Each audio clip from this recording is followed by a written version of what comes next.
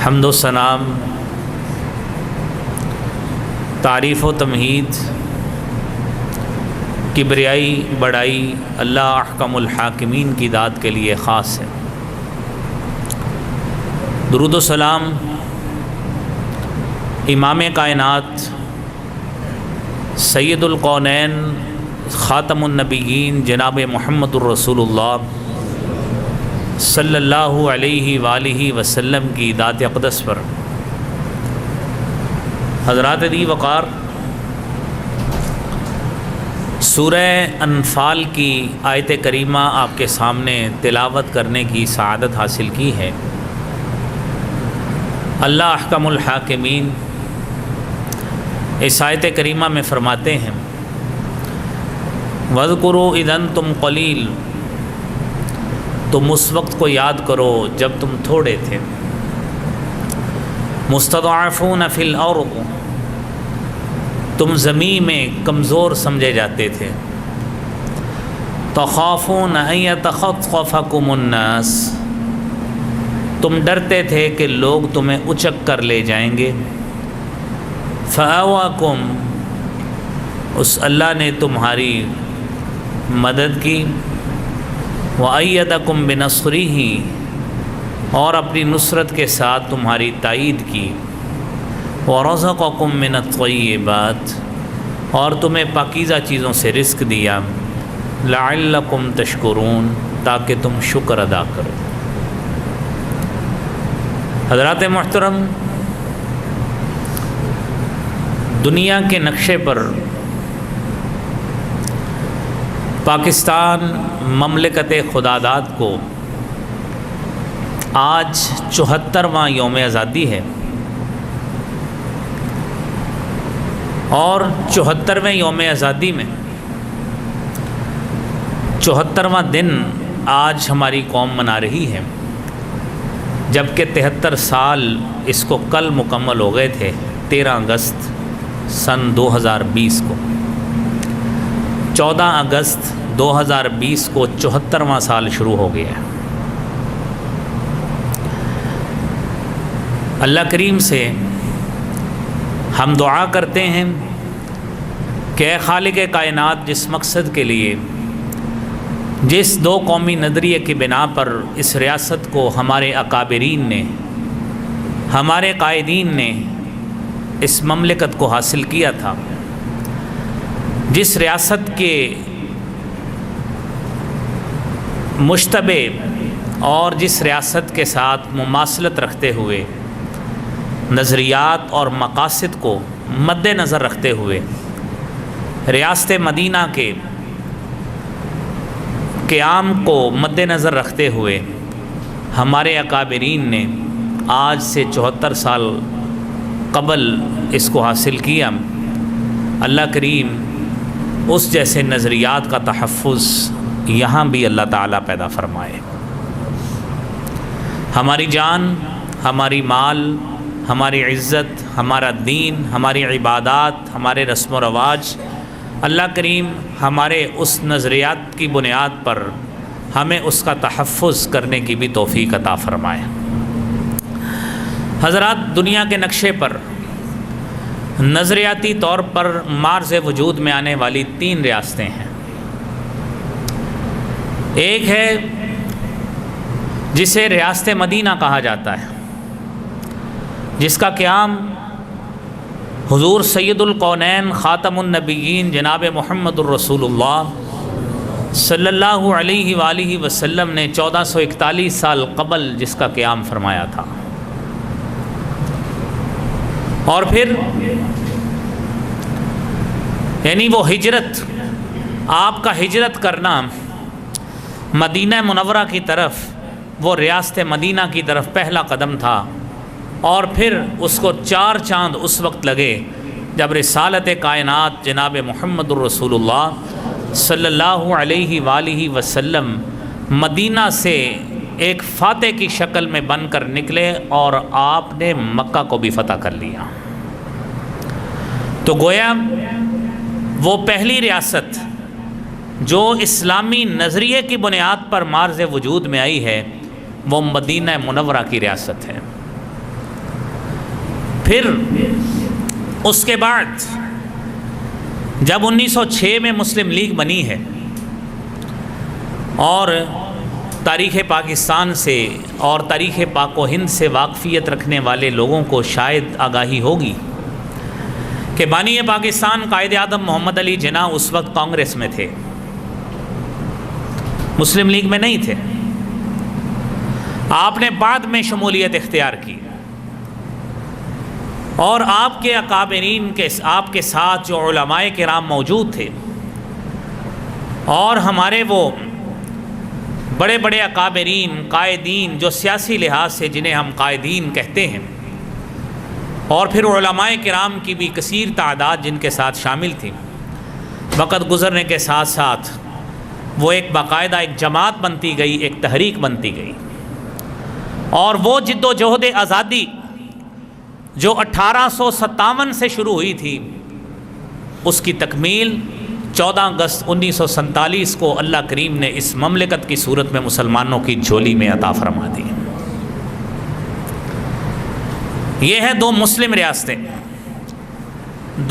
ریاستیں، جن کی بنیاد اعلی لا الہ الا اللہ پر ہے، اعلی کلمۃ اللہ پہ ہے، کلمہ توحید کی سربلندی پہ ہے، دین اسلام کی بنیاد ہے۔ یہ میرے بھائیوں یہ دو ریاستیں ہیں، پہلی ریاست مدینہ ہے، دوسری ریاست پاکستان ہے، اور تیسری نظریاتی ریاست جو مسلمانوں کی ریاست نہیں ہے، وہ یہودیوں کی ریاست ہے، اسے اسرائیل کہا جاتا ہے۔ وہ یہودی نظریے کی بنیاد پر اس کا قیام ہوا ہے اور باقاعدہ اکوپائی کر کے قبضہ کر کے وہاں پہ یہودیوں کی آبادی کر کے آہستہ آہستہ وہاں پہ اپنا قبضہ جمایا اور پھر اپنے قبضے کو وسعت دی اور پھر آہستہ آہستہ اسے وسعت دیتے ہوئے باقاعدہ اسرائیل کا قیام کیا، جسے بانی پاکستان قائد اعظم محمد علی جناح کہا کرتے تھے یہ مغرب کا حرامی بچہ ہے۔ اسرائیل کے حوالے سے جناب قائد اعظم محمد علی جناح بانی پاکستان وہ اس کے لیے ایک بڑا یہ لفظ بولا کرتے تھے کہ that is the illegitimate child of the Europeans, کہ یہ مغرب کا حرامی بچہ ہے۔ اور آج 72-73 سال گزرنے کے بعد بھی مسلمان وہاں پر جس طرح کی زندگی گزار رہے ہیں وہ آپ مجھ سے بہتر جانتے ہیں۔ فلسطین کی ریاست میں، غزہ پٹی میں، اور پھر قبہ صخرہ کے گرد اور مسجد اقصیٰ کے احوال میں مسلمانوں پر کس طرح کی زندگی اجیرن کی ہوئی ہے ان یہودیوں نے، تو وہ سارا قضیہ اور سارا مسئلہ آپ احباب کے سامنے ہے۔ خیر ہم بات اپنی ریاست کے حوالے سے آج اسی حوالے سے ہی کریں گے۔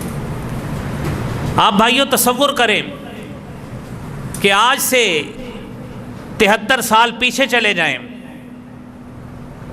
74واں سال آج شروع ہو گیا ہے، 74واں آج یوم آزادی ہے۔ یہ اخباروں پہ 73 لکھا ہے، پتہ نہیں کاؤنٹنگ بیچارہ کون کرتا ہے جس کی گنتی اتنی کمزور ہے کہ جب 14 اگست 1947 کو آزادی کا دن ہے اس کو شامل کیوں نہیں کر رہے ساتھ؟ وہ بھی تو ساتھ ہونا چاہیے نا جی، کیوں جی؟ تو اس کو ملائیں تو 74واں بنتا ہے۔ ہمارے ٹی وی پر، ریڈیو پر، اخباروں پہ 73واں لکھا ہے، 74واں بنتا ہے۔ آپ اس کو شامل کریں، 47، 48، 49 اور 50 اور 70 اوپر ڈال دیں، کتنے بن گئے؟ 74واں بن گئے۔ سال 73 ہوئے ہیں۔ 13 اگست 2020 تک 73 سال تھے، 14 اگست کو 74واں سال شروع ہو گیا ہے۔ آج 74واں یوم آزادی ہے ہمارا۔ تو خیر اللہ رب العالمین نے مسلمانوں کی ان انتھک محنتوں کے بعد ایک الگ ریاست عطا فرمائی، اور یہ وہ ریاست ہے جس میں ہندوستان کے مسلمانوں پر ہر لحاظ سے ظلم اور استبداد کی کیفیت طاری تھی۔ مسلمانوں کے حقوق تلف تھے، نہ انہیں تجارتی حقوق حاصل تھے، نہ معاشی حقوق حاصل تھے، نہ تعلیم و تدریس کے حقوق حاصل تھے، نہ عدل و انصاف کے حقوق حاصل تھے، نہ مساوات و بھائی چارے کی بنیاد پر آپس میں تعلقات استوار کرنے کی اجازت تھی، نہ ہی ماحول میسر تھا، کچھ بھی نہیں تھا۔ اور پھر مسلمانوں کی کیفیت یہ ساری بے چارگی کی، استبداد کی چکی میں پس رہی تھی کہ تمام معاملات میں مسلمانوں کو اچھوت سمجھا جاتا، کم تر سمجھا جاتا، ان کی کوئی حیثیت وہاں پہ نہیں تھی۔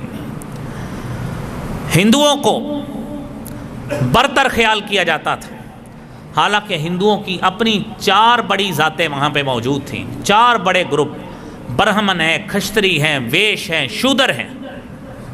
مسلمانوں سے تو شودر سے بھی بدتر سلوک کیا جاتا تھا۔ اور یہیں پہ بس نہیں ہے، مسلمانوں کو اپنے سیاسی اور مذہبی افکار کے ساتھ ساتھ اپنے اعتقاد، اپنے نظریات اور اپنے فکری رجحانات کے مطابق زندگی گزارنے کی اجازت نہیں تھی۔ اور پھر آزادانہ رسم و رواج اور مسلمانوں کے تہوار، انہیں بھی آزادانہ انہیں منانے کی اجازت نہیں تھی۔ یہ وہ کیفیت تھی جو قیام پاکستان سے قبل تمام مسلمانوں پر، بر صغیر کے مسلمانوں پہ یہ طاری تھی۔ پھر اس کے بعد ہر سطح پر مسلمانوں کو اپریس کرنا، انہیں دبانا، ان سے حقوق چھیننا، ان کے حقوق کی ادائیگی انہیں نہ کرنا، یہ تو عام رواج تھا۔ مسلمانوں کو ایسی کوئی چیز ان کے لیے آزادانہ میسر ہی نہیں تھی۔ اور مسلمانوں نے، ہمارے اکابرین نے دن اور رات ایک ایک کر کے، گلی گلی جا کر، محلے محلے جا کر، کوچا کوچا جا کر، شہر شہر، نگری نگری جا کر اس نظریاتی پیغام کو وہاں پہ عام کیا۔ اور بانی پاکستان نے، انہوں نے اپنے مختلف خطبات اور تقاریر میں یہ بات واضح کی کہ جب مسلمان اور ہندوؤں کے نظریات الگ ہیں، عبادات الگ ہیں، مسلمان ایک خدائے واحد کی عبادت کرتے ہیں، ہندوؤں نے تو کئی خدا بنائے ہوئے ہیں۔ مسلمانوں کے عبادات کے طریقے الگ، مسلمانوں کے افکار الگ، اعتقاد الگ۔ جب یہ ساری چیزیں الگ ہیں تو یہ کیسے ممکن ہو سکتا ہے کہ یہ 2 مختلف نظریات کی حامل قومیں ایک ہی علاقے میں بس کر زندگی گزار سکیں؟ یہ ممکن نہیں ہو سکتا۔ اور پھر تقریباً 20 لاکھ مسلمانوں کی قربانی کے نتیجہ میں، 20 لاکھ مسلمانوں کی قربانی کے نتیجہ میں آج جس مملکت میں ہم بڑے سکون کے ساتھ رہ رہے ہیں، گاہے بگاہے جس پہ کرائسس بھی آتے ہیں، کبھی سیاسی بحران آتا ہے، کبھی معاشی بحران آتا ہے، کبھی قیادت کا بحران آتا ہے، کبھی کسی طرح کا بحران، کبھی کسی طرح کا بحران، لیکن اس میں خاص بات ہمارے اکابرین کا خلوص شامل ہے کہ اتنا کچھ ہونے کے باوجود، نفاق اور ہپوکریسی ہونے کے باوجود، اللہ رب العالمین نے آج بھی اس مملکت خدا داد کا رعب بڑی کافر ریاستوں پر اسی طرح دھاک بٹھائی ہوئی ہے۔ یہ اللہ کا خاص کرم ہے، اور ہمارے اکابرین کی، ہمارے قائدین کی، اور ہمارے علماء کی، اور ہمارے لیڈروں کی ان قربانیوں کا اور خلوص کا نتیجہ ہے کہ جن کی محنتیں اور خون ہمارے بڑے آباء و اجداد کا اس مملکت خدا داد کی بنیادوں کو سینچنے میں شامل ہے، اللہ رب العالمین نے آج بھی اس کی قدر افزائی کی ہے، اور بڑے بڑے دشمنوں سے اللہ تعالیٰ نے اس پاکستان کو محفوظ رکھا ہے۔ ورنہ جو کیفیت ہے یہ آپ کے سامنے آپ سن رہے ہیں۔ آپ تو خوش قسمت لوگ ہیں کہ اس آزادی کی کیفیت میں آپ اپنے اعتقاد سے آزاد نہیں ہیں، آپ اپنے نظریے سے آزاد نہیں ہیں، بلکہ وہ شرعی نظریہ، دین اسلام کا نظریہ جس پر اس مملکت خدا داد اللہ تعالیٰ نے ہمیں بخش دیا ہے، آپ خوش قسمت ہیں کہ آپ نے شکر کے طور پر مسجد میں تشریف لائے ہیں، جمعے کی ادائیگی کر رہے ہیں۔ ورنہ دنیا میں ابھی بھی کئی بدتر لوگ موجود ہیں جنہیں احساس ہی نہیں ہے کہ جمعہ ہو رہا ہے، مسجد میں جاتے ہیں، وہی سارا کچھ گانے باجے اور شیطان کو خوش کرنے پہ لگے ہیں۔ یہ کوئی آزادی کا طریقہ نہیں ہے۔ حضرات دی وقار، پاکستان کیوں بنایا گیا تھا؟ پاکستان کیوں بنایا گیا؟ میں نے آپ کے سامنے وہ ایک چھوٹی سی ایک تصویر مختلف الفاظ اور پیرائے میں رکھی۔ اللہ تعالیٰ نے اسی کو ہی قرآن میں بیان کیا ہے، اور بعینی ہی وہی کیفیت ہے جو رب العالمین نے مسلمانوں کو اس وقت ابتر کیفیت میں مسلمانوں کو پایا، اور مسلمانوں کی کیفیت مسلمانوں کو دکھائی مدینہ منورہ کی ریاست کو اسٹیبلش ہونے سے قبل، کہ وَاذْكُرُوا إِذْ أَنْتُمْ قَلِيلٌ مُسْتَضْعَفُونَ فِي الْأَرْضِ، تم یاد کرو اس وقت کو، تم تو بہت تھوڑے تھے، مستضعفون فی الارض۔ اپنی تاریخ کو پڑھیے، جنگ بدر میں مسلمانوں کی تعداد 313 تھی، جنگ احد میں مسلمانوں کی تعداد 700 تھی، جنگ احزاب میں مسلمانوں کی تعداد 3000 تھی، اور پھر آگے چلتے جائیے، جنگ خیبر ہوا ہے، جنگ موتا ہوا ہے، اور تبوک جو سب سے بڑا غزوہ گردانا جاتا ہے، 30,000 مسلمانوں کی لشکر کی تعداد تھی، لیکن وہ جنگ وہ ہو نہیں سکی، کیونکہ رومی مسلمانوں کے روب اور دبدبے سے ویسے ہی بھاگ گئے، وہ جنگ نہیں ہو سکی۔ وہ سب سے بڑا لشکر تھا جو غزوہ تبوک کے موقع پر 9 ہجری میں رسالت مآب صلی اللہ علیہ وآلہ وسلم نے ترتیب دی۔ آپ سارے ان چیزوں کو ملائیں، کہاں پہ اتنی، آج الحمدللہ ہمیں فخر کرنا چاہیے کہ اس مملکت خدا داد کے پاس 7 لاکھ کی تعداد میں افواج پاکستان کے افراد موجود ہیں، اور پھر اللہ رب العالمین فرماتے ہیں تمہاری یہ کیفیت تھی، افرادی قوت اتنی کمزور تھی، تمہیں زمین میں کمزور سمجھا جاتا تھا، تخافون ان یتخطفکم الناس، تم ڈر رہے تھے کہ کہیں لوگ تمہارے دشمن اچک کر ہی نہ لے جائیں، فآواکم، اللہ نے تمہاری مدد کی، وأیدکم بنصرہ، رب العالمین نے اپنی نصرت کے ساتھ بھی تمہاری تائید کی، اور پھر تمہیں ایسی ریاست کا بادشاہ بنا دیا، وَرَزَقَكُم مِّنَ الطَّيِّبَاتِ لَعَلَّكُمْ تَشْكُرُونَ، اللہ تعالیٰ نے اتنا تمہیں پاکیزہ رزق عطا فرما دیا، تم ساری زندگی اب شکر ہی کرتے رہو، اللہ نے تمہیں کتنی بڑی نعمت سے سرفراز کر دیا۔ اور آج اس مملکت کی بھی یہ خاصیت ہے کہ مسلمانوں کی اس وقت کی کیفیت کو میرے بھائیو جانیے کہ کیا جو کیفیت مدینہ منورہ کی ریاست کے اسٹیبلشمنٹ سے قبل مسلمانوں کی تھی، کیا بر صغیر کے مسلمانان کی یہی کیفیت نہیں تھی؟ یہی تھی۔ اللہ رب العالمین نے مسلمانوں پر احسان کیا ہے کہ انہیں یہ ریاست عطا فرما دی۔ اور پھر بانی پاکستان کی تقریر سے 2-4 اقتباسات سنیے، تاکہ ان ذہنی مفلوج زدہ لوگوں کو یہ بات باور ہو جائے کہ یہ ریاست پاکستان اسلامی قوانین کے لیے بنایا گیا تھا۔ اس ریاست پاکستان کا قیام یہاں پہ کہیں آزاد خیال لوگوں کے لیے اور ان کے نظریات کی پرووکیشن کے لیے نہیں تھا، یہ کس لیے تھا؟ یہ بانی پاکستان قائد اعظم محمد علی جناح کا ان کی تقاریر سے اقتباسات کو سنیں گے۔ وہ خود بتاتے ہیں لا الہ الا اللہ کیا ہوتا ہے، لا الہ الا اللہ اس کا مطلب کیا ہے، کہ جہاں پہ ہندو نظریات کی آبیاری ہوتی تھی، جو سینکڑوں اور ہزاروں خداؤں کو پوجتے تھے، مسلمانوں نے اس نظریے کو موٹیویٹ کیا کہ ہم ایسے نظریات کا پرچار نہیں کر سکتے، ہمارا تعلق ہی لا الہ الا اللہ کی بنیاد پر ہے، ہمارا الہ ہی ایک ہے، ہم عبادت ہی اسی کی کرتے ہیں۔ اور اے ہندوؤں، جس کے تم مختلف اعضاؤں کو پوجتے ہو، گائے ماتا کو پوجتے ہو، اس کو اپنی عبادت سمجھتے ہو، مسلمان تو ہر عید پہ اس کے گلے پہ چھری چلاتے ہیں، عبادت کا تصور تو وہیں پہ ختم ہو جاتا ہے۔ حضرت قائد اعظم نے 4 مارچ 1946 کو خطاب کرتے ہوئے یہ بات کہی تھی کہ اسلام ایک مکمل ضابطہ حیات ہے، اور اس میں دین کو سیاست سے الگ نہیں کیا جا سکتا۔ ہر مسلمان کے پاس قرآن مجید کا ایک نسخہ ہونا چاہیے تاکہ وہ اپنی رہنمائی خود کر سکے۔ اور یہ قائد اعظم کی تقاریر تقاریر و بیانات کی تیسری جلد میں 474 نمبر صفحے پر یہ اقتباس موجود ہے۔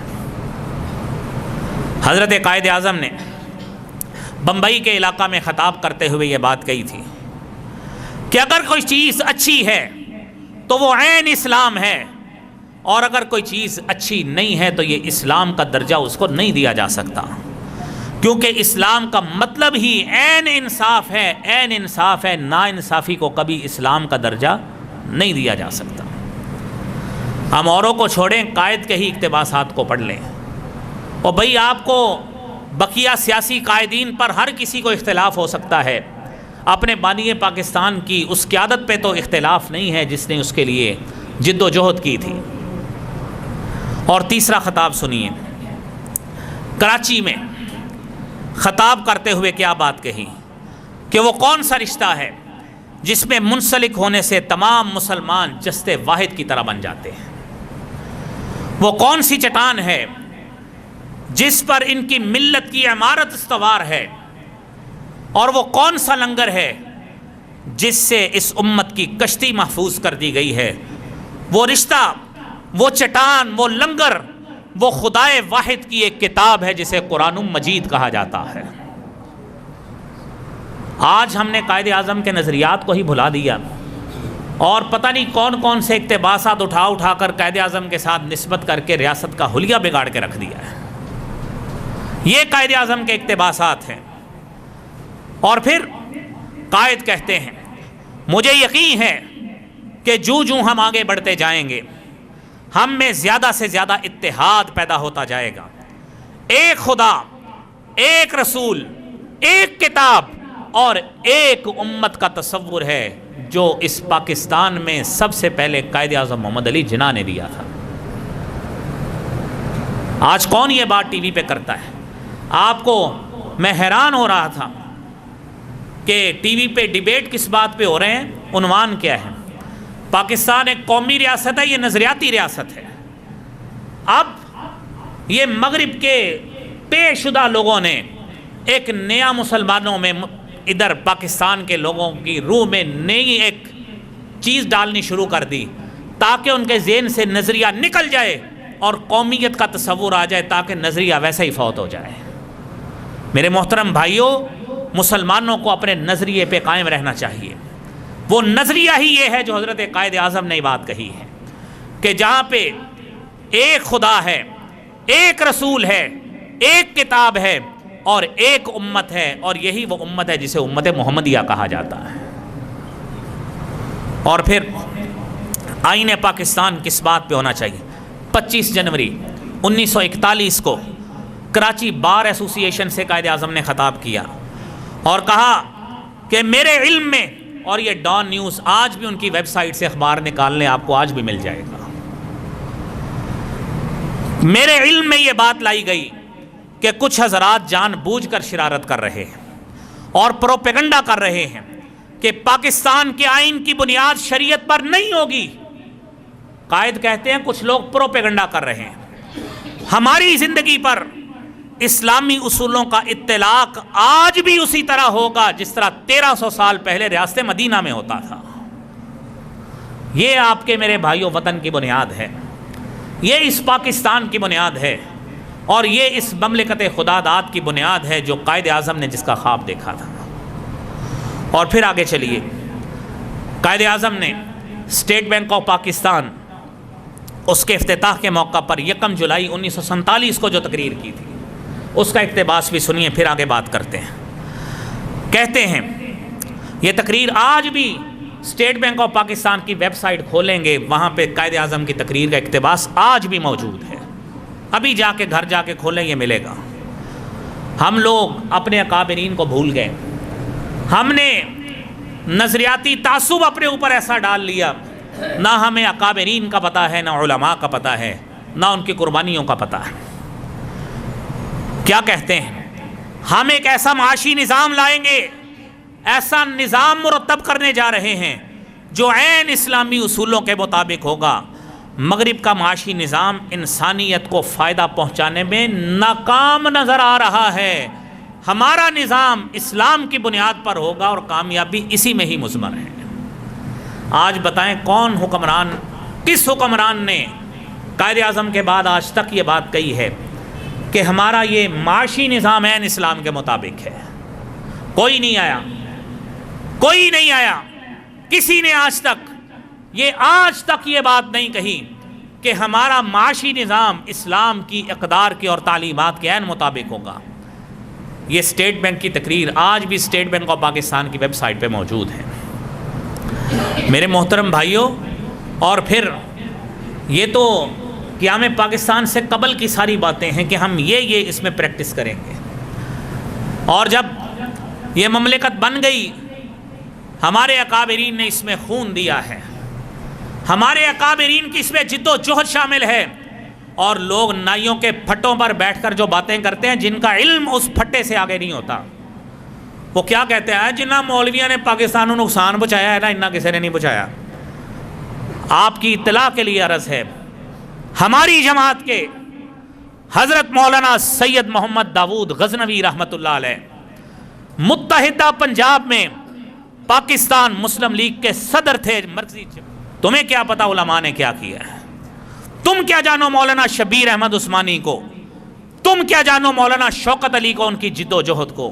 اور تم کیا جانو مولانا محمد علی جوہر کے افکار کو؟ تم کیا جانو علی برادران کی ان محنتوں کو کہ انہوں نے پاکستان کے لیے کیا کیا؟ حضرت قائد رحمت اللہ علیہ نے مولانا شبیر احمد عثمانی، جن کا قرآن کا ترجمہ بھی موجود ہے، جنازہ انہوں نے حضرت قائد اعظم کا مولانا شبیر احمد عثمانی نے پڑھایا ہے۔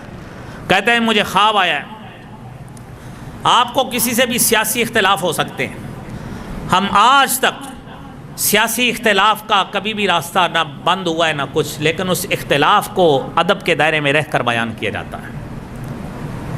علماء نے قائد کے ساتھ شانہ بشانہ چل کر اس پاکستان کی بنیاد رکھی ہے، اور اس نظریاتی بنیاد وہ رکھی ہے جس کے افکار کا مختلف اقتباسات آپ نے سماعت فرمائے ہیں۔ یہ علماء ہیں، یہ ہمارے اکابرین ہیں جنہوں نے پاکستان کے لیے محنتیں کی ہیں، اور آج کوئی جاہل آدمی، کوئی کم علم آدمی، یا جس کو اتنا علم ہی نہیں ہے، نہ اس نے کتب پڑھی نہ اس نے اکابرین کو پڑھا، وہ چاہے اس کو ٹی وی مل جائے یا کوئی عام کہیں پھٹا مل جائے، وہاں پہ بیٹھ کے کہہ رہا ہوتا ہے جی ہے نا مولویوں کو پاکستان بچ جوے، انہوں نے بہت نقصان پہنچایا جی۔ یہ نقصان پہنچایا ہے آپ کو کہ آپ کو اتنی بڑی آزاد ریاست لے دی کہ آپ کی زبان لتر لتر چل رہی ہے، ورنہ آپ ہندوؤں کے سامنے یہ بات بول کر دکھاتے، وہیں آپ کی زبان نہ کھینچ کے ہاتھ میں پکڑاتے تو پتہ لگتا مولویوں نے کیا کیا ہے۔ یہ وہ مولویوں کی محنتیں ہیں، ان علماء کی محنتیں ہیں، آپ کے قائدین کی محنتیں ہیں کہ جنہوں نے مل کر ایک متحدہ جد و جہد کر کے اس دنیا کے نقشے پر پاکستان کے وجود کو واقعتاً ایک فزیکل حیثیت بخشی ہے۔ اب نظریے کا تحفظ کرنا ہماری ذمہ داری ہے۔ وہ تحفظ کیسے ہوتا ہے؟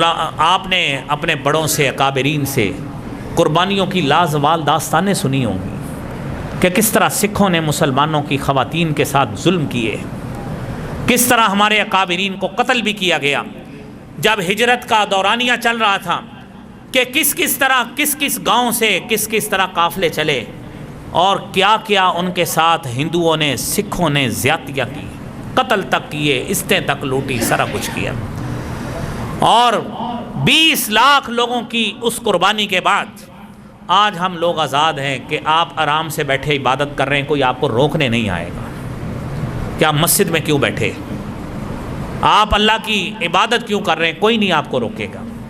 آپ کی سیاسی حکومتیں آتی رہیں، بدلتی رہیں، آپ اس سے راضی ہوں نہ ہوں، لیکن اس مملکت کی برکت یہ ہے کہ آپ کچھ بھی حکومت ہو، آپ کو اس انشاءاللہ یہاں سے عبادت کرنے سے کوئی نہیں روکے گا۔ میرے محترم بھائیوں، اس آزادی کو حاصل کرنے کے بعد ہمیں اب کرنا کیا ہے؟ عملی اس کے تقاضے کیا ہے؟ کیا عملی تقاضا یہ ہے کہ ابھی موٹر سائیکل نکال لو، اس کی بانسریاں نکال لو، ہاتھ میں تو پکڑو اور موٹر سائیکل پہ بجاتے جاؤ اور پتہ لگے کہ ہم آزاد ہیں؟ یہ آزادی کا تقاضا ہے؟ اگر نہیں علم تو کچھ نکات سن لیجئے اور آج کا دن جو باقی رہ گیا ہے، جو چیزیں اس میں عمل ہو سکتی ہیں اس کو عمل درآمد کیجئے اور آئندہ سال کے لیے تہیہ کریں کہ انشاءاللہ ایسے ہی کریں گے۔ سب سے پہلی بات میرے بھائیوں، اللہ نے آزادی دی، آزادی پر اللہ کا شکر ادا کرنا چاہیے۔ وہ کیسا شکر ہے؟ رسالت مآب صلی اللہ علیہ وآلہ وسلم، اللہ کے رسول صلی اللہ علیہ وسلم کو جب بھی خوشی نصیب ہوتی، آپ علیہ الصلاۃ والسلام روزہ رکھا کرتے تھے۔ اور صحابی عبداللہ ابن عباس رضی اللہ تعالی عنہما بیان کرتے ہیں ان النبی صلی اللہ علیہ وسلم لما قدم المدینہ، اللہ کے پیارے حبیب صلی اللہ علیہ وسلم جب مدینہ منورہ تشریف لائے، وجدہم یصومون یوما، آپ نے وہاں کے باسیوں کو پایا کہ وہ ایک دن کا روزہ رکھ رہے ہیں، یعنی عاشورہ کا روزہ، 10 محرم کا روزہ رکھ رہے ہیں۔ آپ علیہ الصلاۃ والسلام نے، آپ کے صحابہ نے لوگوں کو وجہ پوچھی، کیا وجہ ہے، یہ روزہ کیوں رکھتے ہیں؟ کہنے لگے ھذا یوم عظیم، یہ یوم عظیم ہے، بڑا دن ہے ہمارے لیے، ایسا دن ہے وَهُوَ يَوْمٌ نَجَّى اللَّهُ فِيهِ مُوسَىٰ، اللہ کریم نے حضرت موسیٰ علیہ السلام کو فرعون سے نجات دی تھی، وَأَغْرَقَ آلَ فِرْعَوْنَ فَصَامَ مُوسَىٰ شُكْرًا لِلَّهِ، اللہ رب العالمین نے حضرت موسیٰ کو نجات دی، حضرت موسیٰ نے اس نجات کی خوشی میں اللہ کے لیے شکر کرتے ہوئے اس دن کا روزہ رکھا تھا۔ نبی کریم صلی اللہ علیہ وآلہ وسلم نے فرمایا انا اولا بموسیٰ منہم، میں موسیٰ سے زیادہ قربت کا حق رکھتا ہوں۔ آپ علیہ الصلاۃ والسلام نے خود بھی روزہ رکھا، اور اسی دن کا روزہ رکھنے کا حکم دیا۔ میرے محترم بھائیوں، جس خالق کائنات نے ہمیں اتنی بڑی ریاست عطا فرمائی ہے، جہاں ہم اپنے نظریات کے مطابق، اپنے افکار کے مطابق اور ہر لحاظ سے جو ہماری تعلیمات ہیں اس کے مطابق آج ہم میرے بھائیوں زندگی گزار رہے ہیں، تقاضا یہ ہے کہ جس طرح اللہ نے فرعون سے موسیٰ کو نجات دی تو موسیٰ نے روزہ رکھا، اللہ نے ہمیں انگریزوں سے، پھر ہندوؤں سے نجات دی، سکھوں سے نجات دی، ہمیں بھی میرے بھائیوں جب یوم آزادی آئے تحیہ کر لیں، انشاءاللہ اس دن کا روزہ رکھا کریں گے۔ یہ میرے بھائیوں پہلی بات ہے۔ اور پھر دوسری بات، اس کے ساتھ ساتھ رسالت مآب صلی اللہ علیہ وآلہ وسلم کو اللہ تعالیٰ نے آپ کی زندگی مطہرہ میں ایک بہت بڑی خوشخبری اللہ تعالیٰ نے عطا فرمائی۔ اللہ تعالیٰ نے آپ کے ہاتھ مکہ فتح کیا ہے، مکہ کو فتح کرنے کا کریڈٹ جناب محمد الرسول اللہ صلی اللہ علیہ وآلہ وسلم کو جاتا ہے۔ اور سیدہ ام ہانی حضرت علی رضی اللہ تعالی عنہ کی بہن، وہ فرماتی ہیں کہ میں نبی کریم صلی اللہ علیہ وآلہ وسلم کے پاس گئی فتح مکہ کے روز رمضان المبارک 8 ہجری میں، فوجدتہ یغتسل، میں نے دیکھا، میں نے جا کے جو بات پائی، اللہ کے رسول صلی اللہ علیہ وسلم غسل فرما رہے تھے، فاطمۃ ابنتہ تستترہ، اور حضرت فاطمہ جو آپ کی بیٹی ہے انہوں نے کپڑے کے ساتھ آپ کو ڈھانپا ہوا ہے، اندر آپ غسل فرما رہے ہیں۔ اور پھر میں وہاں پہ ٹھہری اور فسلمت علیہ، میں نے سلام کیا۔ حضرت رسول اللہ صلی اللہ علیہ وآلہ وسلم نے پوچھا کون؟ کہا گیا کہ ام ہانی ہوں، ابو طالب کی بیٹی ہوں۔ نبی کریم صلی اللہ علیہ وسلم وہاں سے فارغ ہوئے۔ ام ہانی بیان کرتی ہیں فلما فرغ من غسلہ قام فصلى 8 ركعات ملتحفا في ثوب واحد، نبی کریم صلی اللہ علیہ وآلہ وسلم جب غسل سے فارغ ہوئے، آپ نے نماز چاشت کی 8 رکعتیں نبی کریم صلی اللہ علیہ وسلم نے ادا فرمائی۔ حالانکہ میرے بھائیوں عمومی طور پر آپ یہ رکعتیں نہیں پڑھتے تھے 8 کی تعداد میں، 2 رکعتیں پڑھتے، 4 رکعتیں پڑھتے، لیکن آپ نے بالخصوص اس دن 8 رکعتیں اس وجہ سے پڑھی، اللہ تعالیٰ نے آپ کو بڑی خوشی مکہ کے فتح ہونے کی عطا فرمائی۔ نبی کریم صلی اللہ علیہ وآلہ وسلم نے اس خوشی میں 8 رکعتیں اللہ کے رستے میں ادا فرمائی۔ تو میرے محترم بھائیوں، اللہ کریم نے جب ہمیں بھی خوشی عطا فرمائی، میرے محترم بھائیوں ہمیں بھی یہ کوشش کرنی چاہیے کہ اس دن ہم اللہ کے رستے میں اس خالق کے لیے، اس کے لیے شکر کرتے ہوئے اس کے لیے نوافل پڑھیں، اس کے لیے نماز کا قیام کریں کہ اس خالق نے ہمیں اتنی بڑی نعمت خدا داد پاکستان کی صورت میں عطا فرمائی ہے، اللہ کریم ہمیں اس کو نبھانے کی اور اس کے حقوق بھی ادا کرنے کی توفیق عطا فرمائے۔ اور پھر میرے محترم بھائیوں، اس کے بعد اگلی بات یہ ہے کہ اللہ تعالیٰ نے جب آزادی عطا فرما دی، آپ کو ریاست عطا فرما دی، آپ کا وہاں پہ نظریاتی طور پر ہر لحاظ سے جب تحفظ موجود ہے، تو پھر حکم کیا ہے؟ قرآن کریم کو سنیے۔ اللہ رب العالمین نے اس حوالے سے، اقامت دین کے حوالے سے، دین کو قائم کرنے کے حوالے سے، اور اس کے مختلف مثالیں قرآن کریم میں بیان کی کہ اللہ رب العالمین نے جب حضرت داؤد کو، حضرت سلیمان کو حکومت عطا فرمائی اور جب ان کو وہاں کا خلیفہ بنا دیا، ذمہ دار بنا دیا، تو کیا حکم دیا؟ قرآن کو سنیے۔ یا داؤد انا جعلناک خلیفۃ فی الارض فاحکم بین الناس بالحق ولا تتبع الهوى فيضلك عن سبيل الله۔ اے داؤد علیہ الصلاۃ والسلام، انا جعلناک خلیفۃ فی الارض، ہم نے آپ کو زمین میں خلیفہ بنایا ہے، حکمران بنایا ہے۔ فاحکم بین الناس بالحق، لوگوں میں حق کے ساتھ فیصلے کرنا۔ ولا تتبع الهوى، خواہش کی پیروی نہیں کرنی، پسند ناپسند